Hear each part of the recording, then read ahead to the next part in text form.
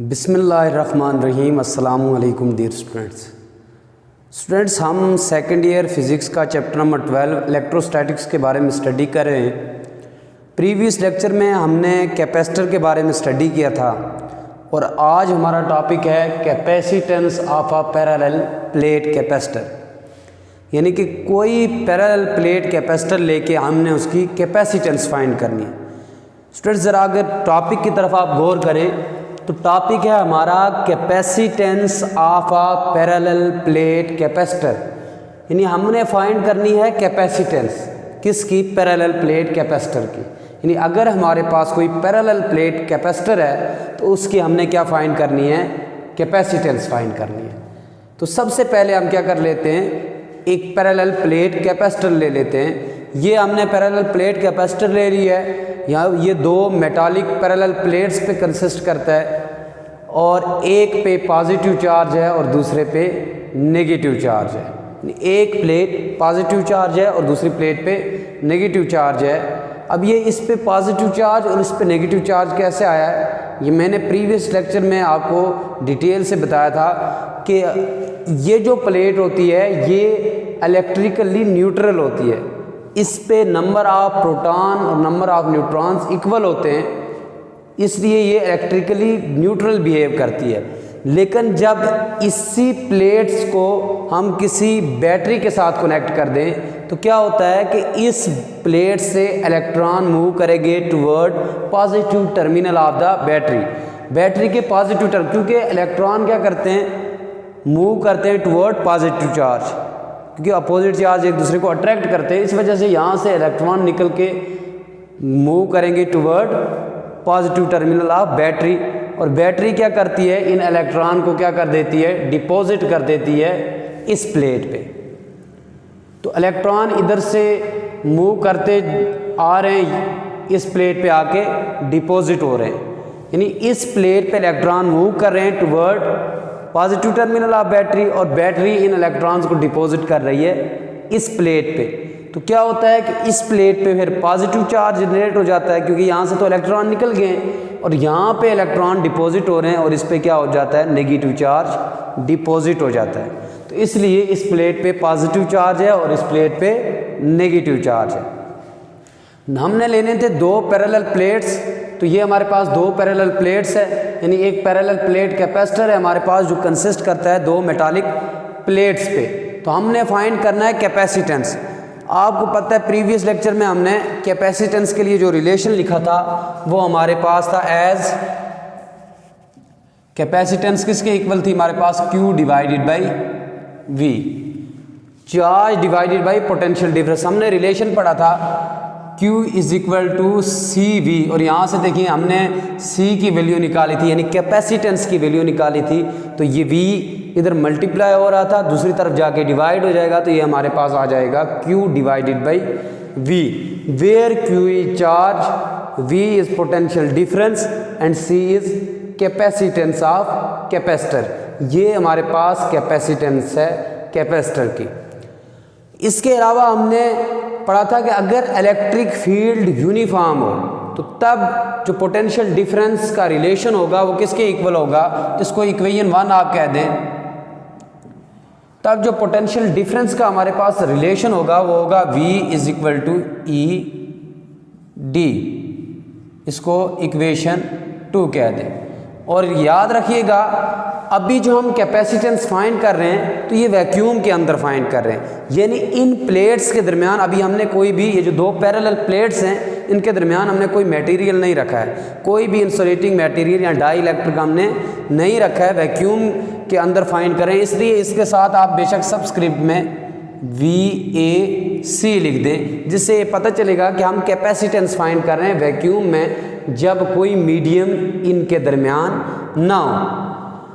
अब potential difference किसके equal होता है, E D के। अब यहाँ पे दो अपोजिट चार्ज पैरेलल प्लेट्स हैं। आपने पढ़ा था जो गाउस लॉ की थर्ड एप्लीकेशन, उसमें आपने इलेक्ट्रिक फील्ड इंटेंसिटी पढ़ी थी कि इलेक्ट्रिक फील्ड इंटेंसिटी किसके इक्वल होती है, sigma divided by epsilon naught की, जो हमने लास्ट रिलेशन निकाला था गाउस लॉ की थर्ड एप्लीकेशन में एज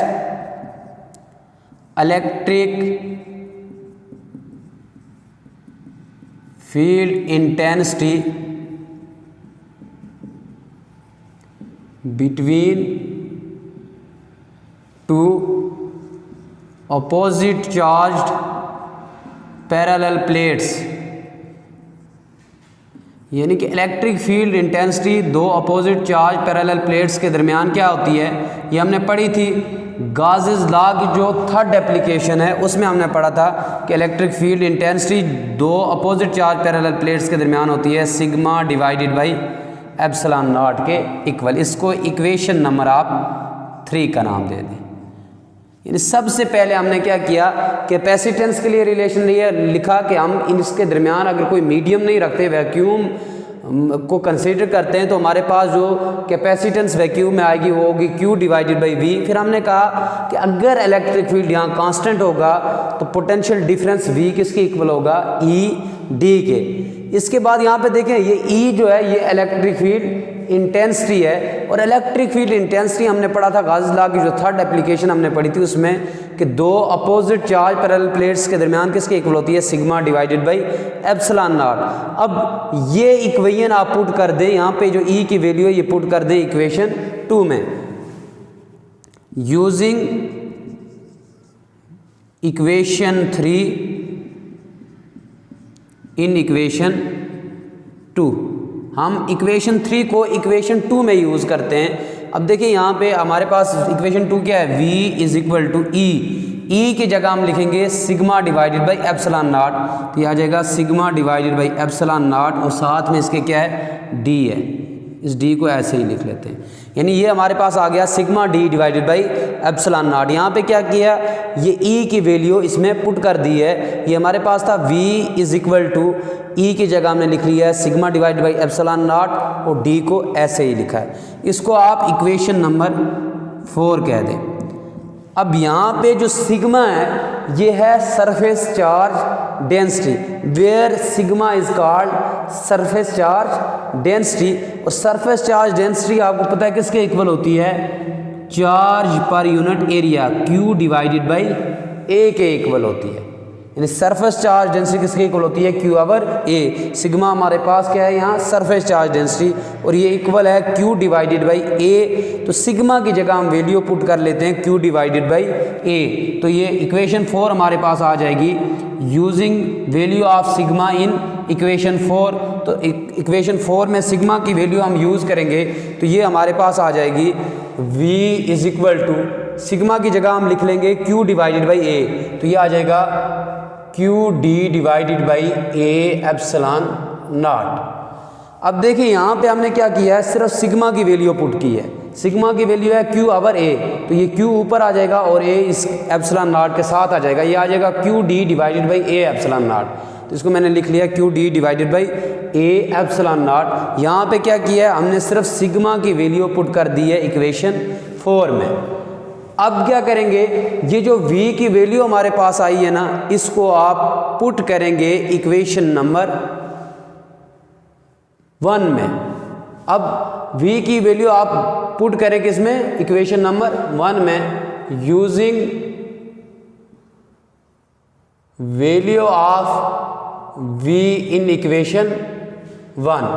इक्वेशन 1 में वैल्यू यूज़ करें V की, तो आपके पास इक्वेशन 1 क्या है, C is equal to C vacuum is equal to Q divided by V की जगह हम क्या लिख लेंगे, ये वैल्यू लिख लेंगे V की, तो ये आपके पास आ जाएगा QD divided by A epsilon not. यहाँ पे हमने क्या किया है कि ये जो V है इसकी जगह ये वैल्यू पुट कर दी है, यानी ये जो V की वैल्यू है ये हमने किस में पुट किया है, इक्वेशन नंबर 1 में। तो इक्वेशन नंबर 1 हमारे पास क्या है, C vacuum is equal to Q divided by V की जगह हमने ये वैल्यू लिख ली है QD divided by A epsilon not. अब ये वैल्यू इसके साथ ऊपर जाके मल्टीप्लाई हो जाएगी, ये आ जाएगा हमारे पास C vacuum is equal to, ये देखिए हमारे पास आ जाएगा QA epsilon naught divided by QD। Q से कैंसिल हो जाएगा, तो हमारे पास कैपेसिटेंस वैक्यूम में आ जाएगी A epsilon naught divided by D। ये हमारे पास रिलेशन है कैपेसिटेंस के लिए पैरेलल प्लेट की कैपेसिटर की, यानी कि अगर हमारे पास कोई पैरेलल प्लेट कैपेसिटर हो, उसकी हमने कैपेसिटेंस फाइंड करनी हो तो उसकी कैपेसिटेंस किसके इक्वल आती है, A epsilon naught divided by D.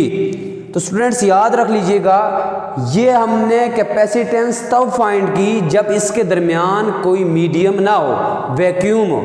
लेकिन अगर हम इसके दरमियान कोई इंसुलेटिंग मटेरियल या डाई इलेक्ट्रिक्स रख देते हैं तो फिर कैपेसिटेंस की वैल्यू क्या होगी। तो याद रख लीजिएगा, अगर हम इसके दरमियान कोई इंसुलेटिंग मटेरियल रखेंगे तो कैपेसिटेंस की वैल्यू क्या होगी, इंक्रीज होगी।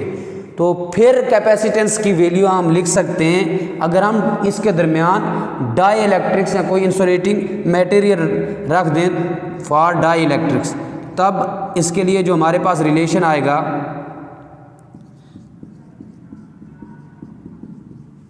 वो होगा सी मीडियम, क्योंकि अब हमने इसके दरमियान कोई मीडियम रखा है, यानी डाई इलेक्ट्रिक्स रखा है, इसलिए इसको लिखेंगे मीडियम। यानी यहाँ पे वैक्यूम था और यहाँ पे हमने इसके दरमियान क्या रख दिया है, कोई मीडियम रख दिया है। तो ये आ जाएगा हमारे पास A epsilon naught epsilon are divided by D. यहाँ पे जो एप्सिलॉन आर है ये है रिलेटिव परमिटिविटी। ये क्या है, relative permittivity. Where epsilon r is the relative permittivity and epsilon naught is the permittivity of free space. और ये याद रख लीजिएगा, जब हम इसके दरमियान कोई इंसुलेटिंग मटेरियल या डाई इलेक्ट्रिक्स रखते हैं तो कैपेसिटेंस की वैल्यू क्या होती है, इंक्रीज होती है। अब अगर हम रिलेटिव परमिटिविटी को देखना चाहें तो रिलेटिव परमिटिविटी किसके इक्वल होगी, सी मीडियम यानी capacitance in medium divided by capacitance in vacuum, यानी ratio of capacitance of parallel plate capacitor when we put medium between two plates to the ratio of capacitance of parallel plate capacitor in vacuum. तो ये हमारे पास आती है किसके equal, relative permittivity, या इसे हम कहते हैं रिलेटिव परमिटिविटी। अब ये हमारे पास रिलेशन है जब कोई मीडियम इसके दरमियान में ना हो, और ये कैपेसिटेंस के लिए रिलेशन है जब कोई मीडियम या डाई इलेक्ट्रिक्स या इंसुलेटिंग मटेरियल इसके दरमियान हम रखते हैं। तो स्टूडेंट्स हमने फाइंड क्या करना था, capacitance of A parallel plate capacitor, यानी एक पैरेलल प्लेट कैपेसिटर की हमने कैपेसिटेंस फाइंड करनी थी। तो हमारे पास कैपेसिटेंस आ गई है, वैक्यूम में भी हमने फाइंड की है और जब हमने इनके दरमियान कोई मीडियम रखा है तब भी हमारे पास जो कैपेसिटेंस है वो किसके इक्वल आ गई है, A epsilon are divided by d, और वैक्यूम में हमारे पास इक्वल होती है A epsilon are divided by d. अब इनसे क्या पता चलता है कि कैपेसिटेंस किन किन चीज़ों पे डिपेंड करती है। तो याद रख लीजिएगा, इस रिलेशन को देखें तो कैपेसिटेंस 3 चीज़ों पे डिपेंड करती है। डिपेंडेंस इसकी लिख लेते हैं। तो कैपेसिटेंस कितनी चीज़ों पे डिपेंड करती है, 3 चीज़ों पे। पहली क्या है, यहाँ पे देखिए एरिया, ये एरिया पे डिपेंड करती है। दूसरा हमारे पास क्या है, ये एप्सिलॉन नॉट है, इससे मुराद है मीडियम, यानी एरिया मीडियम। और तीसरी क्या चीज़ है, डी से मुराद है सेपरेशन बिटवीन प्लेट्स, सेपरेशन, यानी कि एरिया पे डिपेंड करती है, मीडियम बिटवीन प्लेट्स पे डिपेंड करती है और सेपरेशन बिटवीन प्लेट्स पे डिपेंड करती है। तो कैपेसिटेंस जो होती है वो 3 चीज़ों पे हमने पढ़ा है, डिपेंड करती है एरिया पे, सेपरेशन बिटवीन प्लेट्स पे और मीडियम बिटवीन प्लेट्स पे। तो स्टूडेंट्स हमने फाइंड करना था कैपेसिटेंस, तो हमने कैपेसिटेंस फाइंड कर लिया है वैक्यूम के लिए भी और मीडियम के लिए भी। तो इसी के साथ हमारा आज का टॉपिक इख्तिताम को पहुँच चुका।